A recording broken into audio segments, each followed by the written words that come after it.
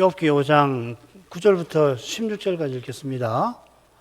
하나님은 크고 측량할 수 없는 일을 행하시며 기이한 일을 셀 수 없이 행하시나니 비를 땅에 내리시고 물을 밭에 보내시며 낮은 자를 높이 드시고 슬퍼하는 자를 흥기시켜 안전한 곳에 있게 하시느니라.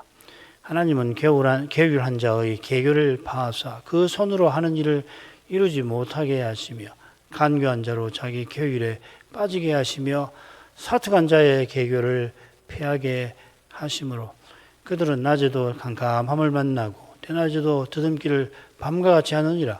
하나님은 곤비한 자를 그들의 입에 칼에서 강한 자의 손에서 면하게 하시나니 그러므로 가난한 자가 소망이 있고 불의가 스스로 입을 막느니라. 엘리바스는 자기가 특별하게 받은 계시 위에서 나 같으면 하고서 자기가 당연히 여기는 그 생각을 욥에게 제안했죠. 이게 아래 나오는 이 줄거리의 가운데 내용입니다. 나 같으면 하는 이 엘리바스는 재앙받는 욥을 불쌍히 여기는 게 아니라 재앙당에 마땅하다고 욥을 정죄합니다. 욥이 자기같이 하나님께 구하지 않고 엉뚱한 데다가 원망을 쏟아낸다 비난하는 거죠. 이 비난은 7일의 침묵 후 욥이 친구들 앞에서 자기 생일을 저주한 그 사실과 붙어 있을 겁니다. 탄식하는 욥의 영혼이 얼마나 하나님을 향하여 간절한지를 세 친구는 별로 헤아리질 못한 것입니다. 그들이 욥의 심정을 헤아렸다면 욥에게 무슨 훈계나 제안을 하려 들질 않고 가만히 곁에 있으면서 고요히 욥을 위하여 하나님께 기도했을 것 같습니다. 이게 계시 받은 자로서 엘리바스가 마땅히 취할 태도였을 것 같습니다. 그러나 그가 자기가 계시 받은 걸 강조하면서 자기 이 제안을 욥이 마땅히 받아들여야 한다. 강압하는 거죠. 그죠? 자, 엘리바스가 이제 자기가 깨달은 하나님의 다스림에 관하여서 욥에게 설교합니다. 줄거리를 먼저 보십시다. 세수로 나눌 수가 있을 것 같아요. 9절부터 11절까지 하나님은 크고 기이한 일을 행하셔서 낮은 자를 높이 드신다. 이렇게 제목을 간단히 붙일 수 있습니다. 그리고 12절부터 14절까지 하나님은 괴율하고 간교한 자를 심판하신다. 15절부터 16절은 하나님께서 이 간교한 자에게서 곤고한 자를 건져 소망이 있게 하신다. 이렇게 세수로 나눠보죠. 이 부분은 욥기 4장 7절부터 11절 이 세 번째 부분과 짝을 이루고 똑같이 하나님의 다스리심을 전합니다. 욥기 4장에서는 하나님께서는 악을 밭 갈면은 그대로 거두게 하신다. 심판을 강조했는데 여기서도 하나님께서 게으른 자를 심판하시는 사실이 강조되고 있는 것 같아요. 그래서 이 부분이 한가운데 12절부터 14절에 나오고 있죠. 앞뒤로는 하나님께서 낮은 자와 곤고한 자를 간교한 자에게서 건져주시는 사실, 하나님이 긍휼히 여기시는 사실이 물론 나옵니다만은 이 사실이 미련한 자, 어리석은 자로 이미 오해받은 욥에게 앞에 부분에서 엘리바스가 욥을 넌지시 이렇게 가르쳐서 비난하지 않았습니까? 그런 욥에게 위로보다 괴로움을 주겠죠. 자기를 간교한 자라고 했으니까, 간교한 자라고 말하니까 어떻게 위로가 되겠어요? 자, 엘리바스가 앞달라 끝에서 내 일을 하나님께 의탁하리라. 나 같으면 그렇게 하겠다 제안했는데 이제 자기 일을 의탁하려 하는 하나님이 어떤 분이신가를 설명을 하는 겁니다. 하나님께서 이제 설명하는 그런 분이시므로 그런 분께 엘리바스 자신은 하나님께 자기를 의탁하겠다 한 겁니다. 9절부터 11절 읽지요. 하나님은 크고 측량할 수 없는 일을 행하시며 기이한 일을 셀 수 없이 행하시나니 비를 땅에 내리시고 물을 밭에 보내시며 낮은 자를 높이 드시고 슬퍼하는 자를 흥기시켜 안전한 곳에 있게 하시느니라. 엘리바스는 하나님께서 크고 측량할 수 없는 일을 행하시며 기이한 일을 셀 수 없이 행하시는 분이라 합니다.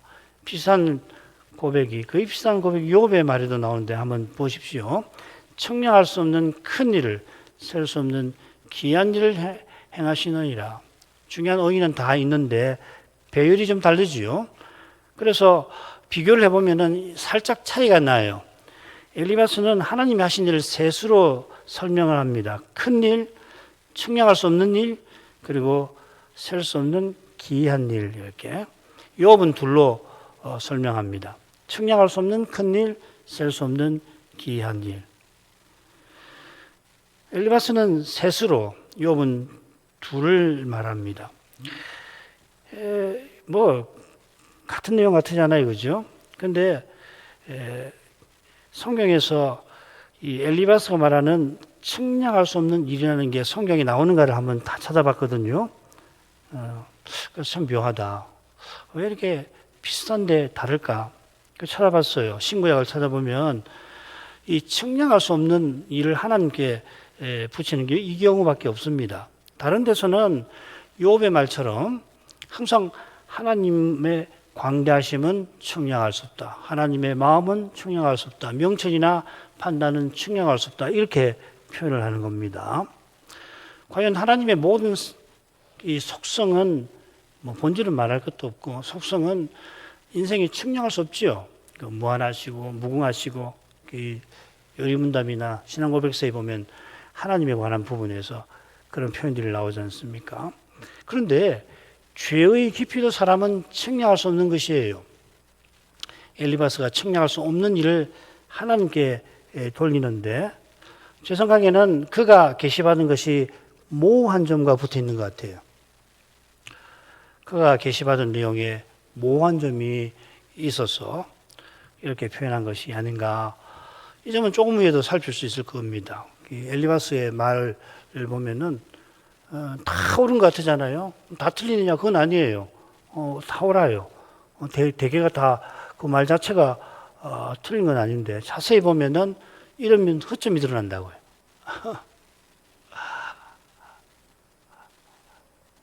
그러니까 인용을 할 때에 엘리바스나 다른 두 친구의 말을 가져와서 거기에 담긴 교훈을 묵상할 수 있겠나 그런 질문을 할 수 있잖아요, 그렇죠?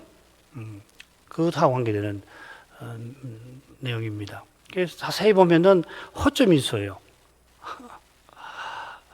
크고 귀한 일은 하나님의 창조와 섭리에 관한 일 같습니다. 우선 귀한 일, 니플라오트라는 아주 자주 나오는 말인데 후대에 이르러서는 하나님이 이집트에서 이스라엘을 구원하신 일을 주로 이 낱말로 가리킵니다. 그 기사라고 번역이 많이 되죠. 예수님께서도 변화산에서 주님의 별세, 이 엑소디스라는 말, 이 출애굽이라는 말이죠, 그죠? 영어로 엑소더스 하면 출애굽 아니에요. 그래서 주님의 십자가 부활 승천이 출애굽과 같은 거다. 출애굽을 성취하는 거라고 말씀하셨습니다. 출애굽은 그만큼 크고 귀한 일입니다. 자, 그런데 엘리바스도 욥처럼 아브라함 시대의 인물이라면은 이 크고 귀한 일의 의미가 뭘까를 욥기에서 찾는 것이 좋죠, 그죠? 물론 창세기에도 잘 써 있습니다만 없어요. 그리고 욥기에 5번이 나옵니다. 큰 일, 또 귀한 일. 이 보면은 찾아보십시오. 찾아보시면 되는데 9장에는 창조의 일 같고요. 10장에는 심판의 일, 37장 5절에서는 그 창조의 일 같아요. 그 다음에 37장 14절에서는 심판의 일, 그리고 42장에서는 창조의 능력과 심판의 능력을 담는 것 같습니다. 그러니까 결론을 내리면은 이 욥기에서 크고 귀한 일은 하나님의 창조와 섭리에 관한 일을 함께 가리키는 표현 같습니다. 아닌 게 아니라 엘리바스도 10절에서는 하나님의 창조 관련해서 11절에서는 또 섭리에 관련해서 그러니까 10절도 사실은 엄밀하게 말하면은 섭리라고 해야 되겠죠, 그죠? 할 수 있는데 특별히 특별한 섭리, 구원과 관련된 일을 11절에서 그리고 10절에서는 일반적인 섭리, 그러니까 창조하신 세상을 유지하시는 그런 점과 관련해서 설명을 하고 있습니다. 엘리바스는 하나님은 엘리바스에게 하나님이 먼저 비를 땅에 내리시고 물을 밭에 보내시는 분입니다. 여호와께서 나중에 욥에게 나타나셔서 자신을 비슷하게 소개하시죠. 사람 없는 땅에 사람 없는 광야에 비를 내린다. 거기 풀이 나게 하는 자다. 나는 그렇게 하십니다. 근동에서도 특별히 근동에서는 더 할 텐데 사람 사는 땅에 비가 얼마나 절실한 건가 하는 것을 욥의 말에서 짐작할 수 있습니다. 욥기 29장 23절 그들이 나아바라기를 비같이 하였으며 의지가지 없는 그런 불쌍한 이가 욥의 말과 가르침에서 도움과 위로받기를 얼마나 바랐든지 마치 가뭄에 비 바라듯 했다 하는 겁니다. 결국 하나님께서 물을 밭에 보내신다는 것은 우리가 지금 이 명절에 누리는 결실기에 기쁨을 안겨주시는 거겠죠.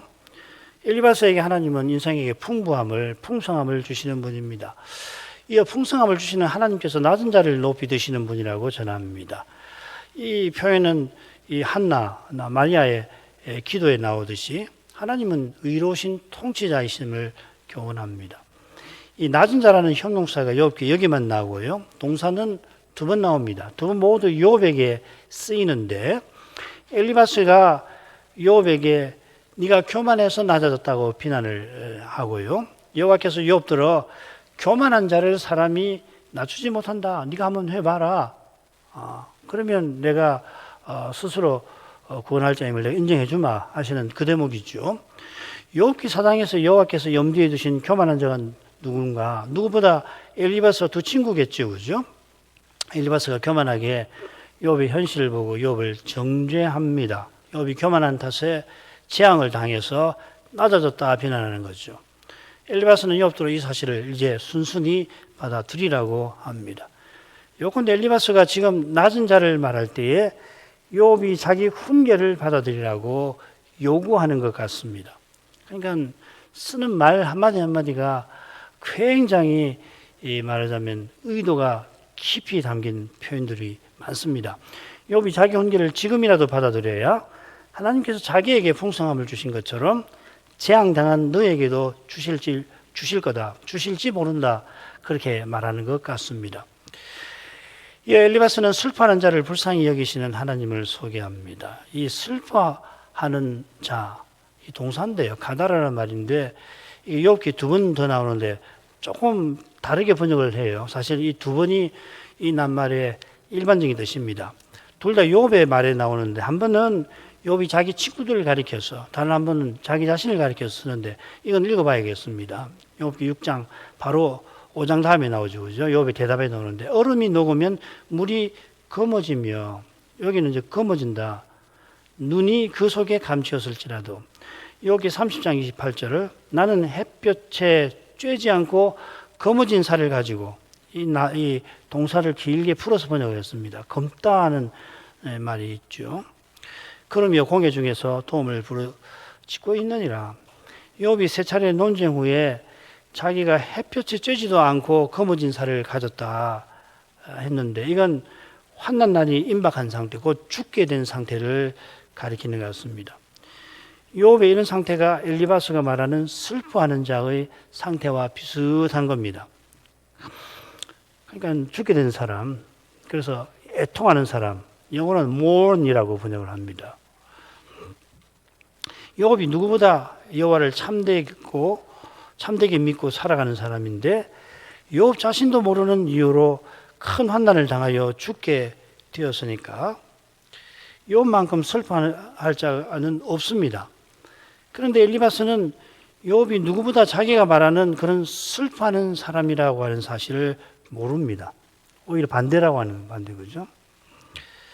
바로 앞에서 욥은 나의 형제는 내게 그 이유가 뭐냐면 엘리바스가 얼음이 녹으면 물이 검어지는 그런 사람인데 있는 겁니다. 자기가 말하지만 욥이 그런 사람이라는 전혀 모르고 오히려 반대로 생각한다는 거죠. 왜 그러냐면은 엘리바스가 얼음이 녹으면 물이 검어지는 사람인데 있습니다. 그리고 이 16절인데 15절에서 욥은 나의 형제는 지금 엘리바스를 겨냥하는 겁니다. 내게 성실치 아니하다 하면서 시냇물이 말하는 것에 빗댑니다. 친구들이 멀리서 욥을 위로하러 왔지만 위로하려는 그들의 마음이 팔레스타인의 그 와디 있잖아요. 그게 샘물인데 비가 오면 큰 샘물을 일었다가 금방 그 물들이 땅 밑으로 싹 빠져가지고서 이게 시내인가 아닌가 하는 그 시내 말이에요. 그 와디라고 그러는데 와디처럼 그렇다는 거예요. 이게 16, 17절에 설명이 되었습니다. 얼음이 녹으면 물이 검어지고 많아지는데 따뜻해지면 마르고 더우면 그 자리에 아주 없어져 버린다는 겁니다. 이만큼 엘리바스가 언약에 성실치 않고 우정에도 성실하지 않은 탓에 욥의 믿음을 식별하지 못하고 욥의 재앙 자체에 그 생각이 갇혀 있는 겁니다. 슬퍼하는 자를 흥기시켜 안전한 곳에 있게 하신다 하는 건 욥기 5장 4절 나온 그 표현을 참고할 만하죠. 교만하고 미혹한 자의 자녀는 성문의 법정에서 억울한 일을 겪어도 돕는 자가 없다 했잖아요. 그때 이제 안전한 곳이라는 말이 거기 나오죠. 그와 정반대되는 상태를 가리키었습니다. 그러나 엘리바스와 두 친구는 이미 일종의 법정을 세워놓고서는 욥을 정죄하고 있습니다. 이런 데서 욥의 고난이 얼마나 깊은지 잘 드러나고 있습니다. 두 번째로 가죠. 하나님은 계율한 자의 계율을 봐서 그 손으로 하는 일을 이루지 못하게 하시며 간교한 자로 자기 계율에 빠지게 하시며 사택한 자의 계율을 패하게 하시므로 그들은 낮에도 캄캄함을 만나고 대낮에도 더듬기를 밤과 같이 하느니라. 엘리바스가 낮은 자와 슬퍼하는 자를 불쌍히 여기시는 하나님께서는 계율한 자와 간교한 자와 사택한 자를 반드시 심판하신다고 강조하는 겁니다. 계율한 자가 욥기에 한 번 더 역시 엘리바스의 말에 이렇게 나옵니다. 욥을 아예 대놓고 내 죄악이 내 입을 가르치나니 네가 간사한 자의 혀를 택하였구나. 이 지금 엘리바스의 말이거든요. 욥을 이렇게 비난하는 겁니다. 이 비난은 욥이 친구들과 논쟁에서 자기가 의롭다고 첫 번째 논쟁에서 강변한 것을 겨냥한 거겠죠. 엘리바스는 논쟁의 초입에 이미 욥을 괴율한 자로 단정한 것 같습니다. 금방 읽은 말씀에서 아마 욥의 탄식을 오해해서 그런 성급한 태도를 취했겠죠. 이 형용사를 이 괴율한 자라고 번역했는데 그 동사가 13절에서는 괴율이라고 문맥에 맞게 동사인데 명사로 그렇게 새겼습니다. 번역도 똑같이 해놨죠. 그래서 헷갈릴 것이 없습니다. 엘리바스가 이 부분에서 사용하고 있는 중요한 표현들과 관련해서 한 가지 흥미로운 점이 있어요. 사택한 자를 제외하고는 엘리바스가 여기서 강조하는 것과 달리 계율한 자, 계교, 간교한 자, 계율 그리고 사택한 자의 계교 이 사택한 자만 빼고요. 나머지 중요한 낱말에 다 긍정적인 의미가 담겨 있다는 겁니다. 사택한 자는 고든 것을 굽게 하는 자를 뜻하는데 이것을 제외하면은 엘리바스가 사용하는 중요 표현들은 다 좋은 뜻이 있어요. 특별히 간교한 자라고 번역한 13절은 그게 하캄이라는 말, 호크마 들어보셨죠? 지혜라는 말. 성경에서 흔히 지혜로운 자라고 새깁니다. 이 뜻이 좋은 뜻이 사실은 더 많아요, 실은. 엘리바스가 이런 용어들을 사용한 의중이 뭘까? 다 헤아리기 어렵습니다만 필시 욥이 자기처럼 실은 자기보다 지혜로운 인물이었던 것을 인정하는 동시에 그런 욥이 지금은 그의 지식 때문에 오히려 악하게 된 것을 꼬집는 것 같습니다. 엘리바스는 하나님께서 계율한 자의 계교를 하신다고 강조합니다. 이 계교란 말은 마샤바라고 하는 말인데 이게 시편 33편에 아주 흥미롭게 나와요. 이스라엘의 시인은 여호와의 심사가 대대에 이르고 열방의 사상은 무효케 하신다. 흔히 생각이라는 말로 번역하는 거거든요. 여기서는 계교라고 번역을 했습니다. 그러니까 여호와께서 생각하시는 뜻이 온전히 이루어지고 그 뜻을 거슬러 사람이 꾀로 펼치는 생각, 곧 계교죠. 그럼 완전히 무너집니다. 이보다 분명한 진리가 없습니다. 자, 그런데 엘리바스는 대체 욥에게서 무엇을 보고서 괴율한 자의 계교를 운운하는 것일까요? 욥이 재앙을 당해서 모든 재산, 모든 자녀, 많은 종을 잃은 것을 보니까 그가 그 전까지 읽은 모든 활동이 하나님의 뜻을 거슬러 생각한 깨로 이룬 거라고 말하는 걸까요? 그보다는 이런 재앙을 겪고도 욥이 여전히 자기가 의롭다고 여기며 엉뚱한데 원망 쏟아내는 것을 보고서 엘리바스가 이런 말을 하는 것도 같습니다. 전자만이라도 욥의 마음을 갈기갈기 찢을 만큼 동무든 비수 같았을 것 같은데 후자도 엘리바스가 의도한 거라면 혹시 그가 직접 의도하지 않았더라도 결국 욥이 실제로 그렇게 느꼈다면 욥의 고통은 우리 범인이 헤아리지 못할 그런 극심한 고통이었을 것 같습니다. 14절 뜻을 조금 살피고 다음 부분으로 가죠. 사특한 자의 계교를 패하게 하시는 까닭에 그들은 낮에도 캄캄함을 만나고 대낮에도 더듬기를 밤과 같이 합니다. 제가 이 사특한 자와 붙여서 14절 읽었는데요. 그 이유가 이제 사특한 자는 모든 것을 굽게 하는 자라고 하는 사실과 붙어 있습니다. 인생은 마땅히 하나님이 옳다 하시면 옳다 하고 그러다 하시면 그러다 할 건데 그러다 하시는 것을 옳다 하는 자가 사특한 자입니다. 비슷한 표현이 욥의 말에 나옵니다. 그들은 밤으로 낮을 삼고 빛이 어두운 데 가까웠다 하는구나. 이 그들은 지혜가 없는 친구들을 지혜자가 없는 친구들을 가리키는 것 같습니다. 그들은 밤을 낮이라고 합니다. 밤을 낮이라고 하면 낮에도 빛이 없어 더듬겠지요. 그러나 욥은 자기의 지난 날이 그와 정반대였다며 그날을 그리워합니다. 29장 3절 그때는 그의 덩불이 하나님입니다. 내 머리에 빛이었고 내가 그 광명을 힘입어 흑암에 행하였었느니라. 욥이 그리워하는 그때가 언제냐면 하나님이 나를 보호하시던 날이라 했습니다. 그때는 여호와의 거룩한 빛이 있어서 흑암과 같은 현실에서도 욥이 믿음의 길을 걸어갈 수 있었던 겁니다. 지금은 그때보다 더욱 흑암 같은 현실인데 욥은 전과 달리 빛을 보지 못해 실로 괴로워합니다. 친구들이 이런 자기를 낮에는 캄캄함을 만난 자라고 비방합니다. 흑암 가운데에서도 하나님의 빛을 간절히 왜 이런 일을 제가 겪는 것입니까? 겪게 하시는 뜻은 무엇입니까? 그렇게 괴로워하며 토로하는 그런 욥을 전혀 알아주지 못하고 오히려 비방하는 거죠. 그죠?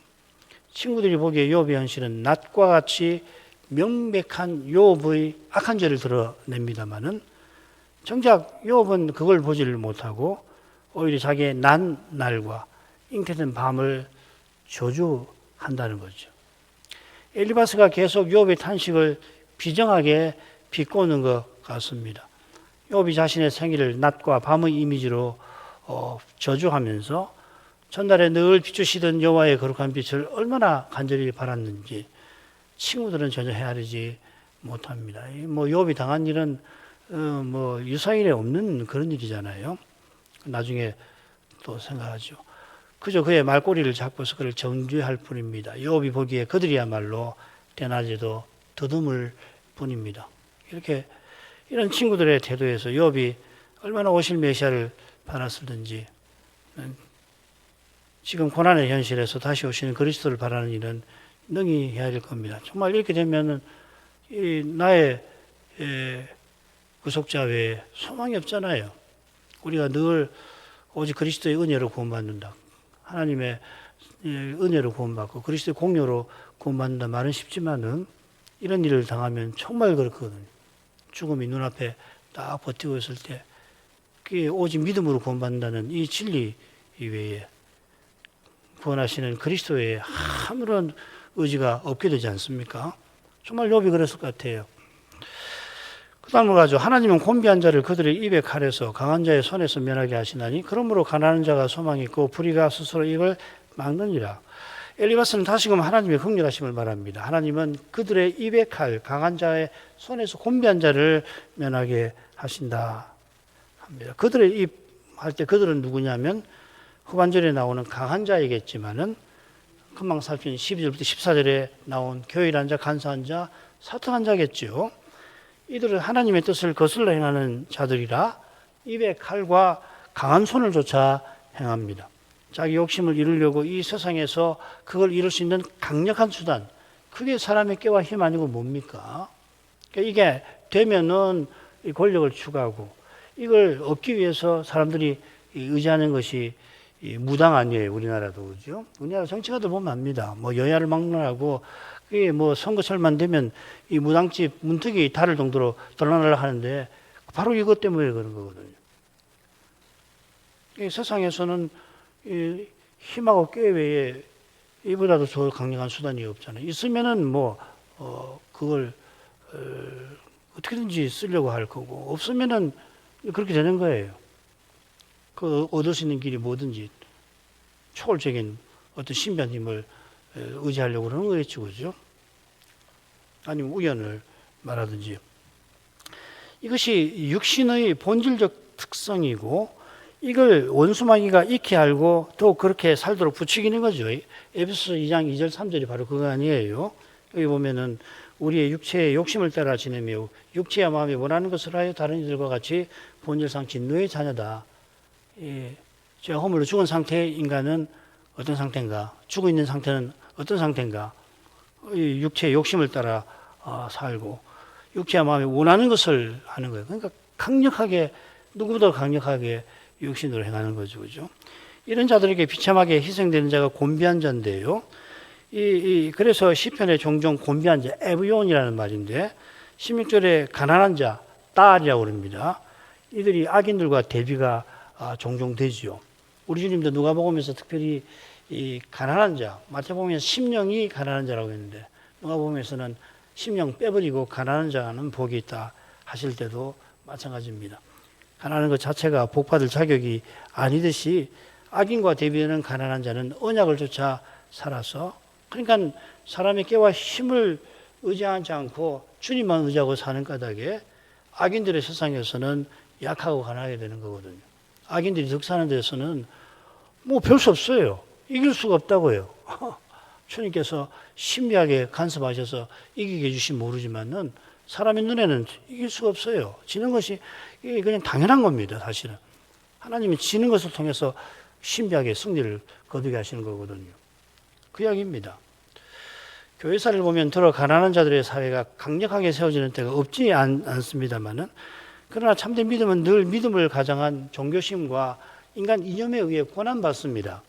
종교심과 이념은 육신에서 나온 거라 사람의 힘과 꾀를 내서 정복하려 하는 겁니다. 머리를 짜내고 사람들을 모으는 거예요. 동원하는 거죠. 그래서 머리를 맞대서 악한 거라도 꾀를 만들어서 이룰 수 있는 방법을 찾아내는 거 아니에요. 그게 이제 20세기 후반부에 있는 소위 이데올로기라는 게 그거 아닙니까?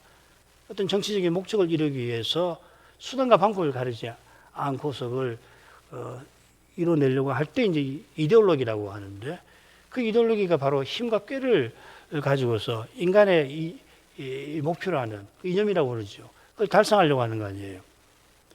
이 세상에도 그렇지만 교회 안에서도 얼마든지 이런 일은 있는 겁니다.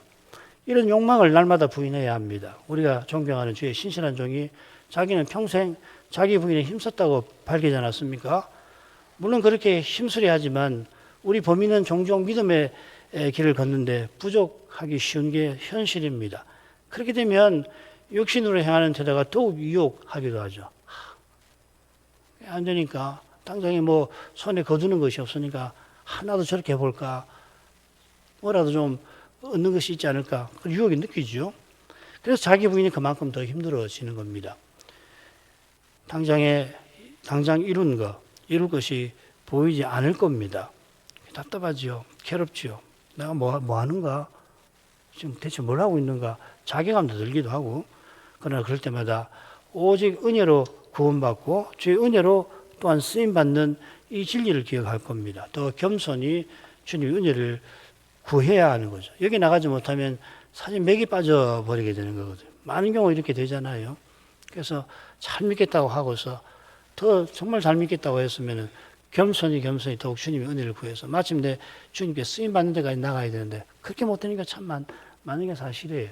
그러나 그러니까 이제는 이제 포기해버리고 사람의 꾀와 힘으로 내가 뭔가를 해보자 하면은 그 잘하는 거 아니잖아요. 더 열악해지는 거 아닙니까? 욥이 곤비한 자에 관하여 자신의 소위를 세 번의 논쟁 직후에 이렇게 밝힙니다. 빈궁한 자, 이 곤비한 자를 빈궁한 자로 번역했습니다. 빈궁한 자의 아비도 되며 생수한 자의 일을 사실하여 주었으며 30장 25절 고생의 날을 보내는 자를 위하여 내가 울지 아니하였는가? 빈궁한 자를 위하여 내 마음에 근심하지 아니하였는가? 욥이 이 곤비한 자를 향해서 이런 심정을 품은 것은 여호와의 사랑을 자기가 맛보고 본받은 거죠. 하나님은 고아의 아비가 되어 주시듯이 욥도 빈궁한 자의 아비가 되어서 그들의 억울함을 힘써서 풀어주었습니다. 그들을 어떻게 하면 좋을까 근심하였습니다. 자기가 다 할 수 있는 게 아니니까 근심이 되죠. 이런 욥이 지금 엘리바스가 자기를 입의 칼과 강한 손으로 빈궁한 자를 죽인 악인처럼 대할 때에 얼마나 괴롭겠습니까? 하나님께서 교활한 자들과 자들의 입과 손에서 곤비한 자를 건져주시니 가난한 자가 소망이 있다. 엘리바스가 말합니다. 소망이 4장에서 나왔죠. 엘리바스 욥을 훈계하는 대목에서 나왔죠. 욥 너의 소망이 너의 행위를 온전히 함이 아니냐. 이 비꼬는 말이라고 그랬죠. 그죠? 욥은 뭐 그저 자기가 옳다. 자기 행위를 옳게 하려고 사는 거야. 근데 소망을 두는 거 아니잖아요. 지금도 욥을 가난한 자의 소망을 꺾는 사람처럼 대하는 것 같습니다. 엘리바스 이런 말을 들은 욥이 바로 이어서 나의 소망을 하나님이 주시기를 내가 원한다. 사모하는 것, 소망을 사모하는 것이라고 6장에서 번역했는데 이 뭐냐면요. 자기가 하나님께 받기를 원하는 소망은 하나님이 나를 멸하시기를 하나님이 그 손을 들어 나를 지금 당장 끊으실 것을 내가 소원한다. 이렇게 씁니다. 엘리바스가 비꼬는 것처럼 자기가 이전처럼 살 소망은 이미 사라졌고 극한 재앙에도 하나님의 말씀을 거역지 아니한 채로 세상 떠나기를 욥이 바라는 거죠. 그죠? 그처럼 욥은 불의가 스스로 그 입을 막는다 하는 엘리바스의 말에 크게 낙심했을 것 같아요. 아내가 여호와를 욕하며 죽으라고 할 때도 복 주신 여호와께 재앙을 받지 않겠느냐 그렇게 대답했던 욥인데 새 친구가 위로하러 온 것을 보고는 누구에게도 털어놓지 못했을 그 아픈 심정을 아내에게도 털어놓지 못했던 거 아니에요. 친척에게 털어놓습니까? 종들에게 털어놓습니까? 그런데 친구들이 왔어요. 왔으니까 털어놓은 거란 말이죠. 그런데 친구들은 탄식하는 욥의 심정을 헤아려주기는커녕 그를 불의한 자로 매도하고 욥도로 스스로 입을 막으라고 말하는 것 같습니다. 저는 읽을 때, 야, 이거 엘리바스, 이렇게 사람이 비장할 수 있을까? 그래서 그렇게 안 했더라도 욥 입장에서 보면은 너 이제 탄식하는 말 하지 말고 입 닫으라는 이야기 아니에요? 이런 고난은 참된 믿음의 길에서만 겪는 겁니다. 욥의 친구들이 훈계와 비난과 정죄를 쏟아내는 것은 물론 욥의 재앙이 비상한 사실과 붙어 있죠. 너무나 이례적인 재앙이지요. 친구들의 깨달음조차도 넘어섰던 겁니다. 과연 그의 재앙은 사탄의 참소에 대한 여호와 하나님의 대응에 속합니다. 거룩한 역사하심에 속하는 거죠. 사탄이 신자의 모든 불행에 직접 관여하는 것이 아니듯이 욥의 재앙은 적어도 그의 시대에 하나님이 메시아 보내시는 그 일에 특별히 쓰신 그런 비상한 겁니다. 친구들의 정죄에 욥이 어떤 심정과 태도로 대하였는지 우리가 계속 주위에서 살필 겁니다. 이게 참 중요한 것 같아요. 왜 욥기가 논쟁이 이렇게 긴가? 그 이유를 알겠어요. 계속해서 이걸 추적해 가는 거라고. 얼마나 사람이 악할 수가 있는가. 사람의 고난은 죄의 현실에서 죽음의 현실에서 얼마나 깊을 수가 있는가. 이런 것을 간접 경험하게 하시는 거죠. 그죠? 이런 터에서 마지막에 여호와께서 마침내 나타나셔서 왜 욥을 책망하시는가 하는 것도 배울 수 있을 것 같아요. 욥을 잘 살피면은 하나님께서 마지막에 나타나셔서 이래서 욥을 또한 책망하시는구나. 그 중간 내용을 싹 빼버리고 그냥 바로 이 38장 이후로 넘어가면은 잘 알기 어려울 것 같아요. 이 정도 하죠. 엘리바스의 훈계가 이어질수록 요업의 고난이 깊어갔을 거라고 짐작하고 남음이 있습니다. 엘리바스가 자기를 기꺼이 의탁할 하나님이 어떤 분이신가를 설교합니다. 엘리바스에게 하나님은 인생을 선대하시고 낮은 자를 불쌍히 여기시는 분인데 그런 하나님께서 요업에게는 재앙을 주신 이유가 다른 데 있는 게 아니라 요업이 교활한 자, 간교한 자, 사특한 자에 있다고 엘리바스가 암시하는 것 같습니다.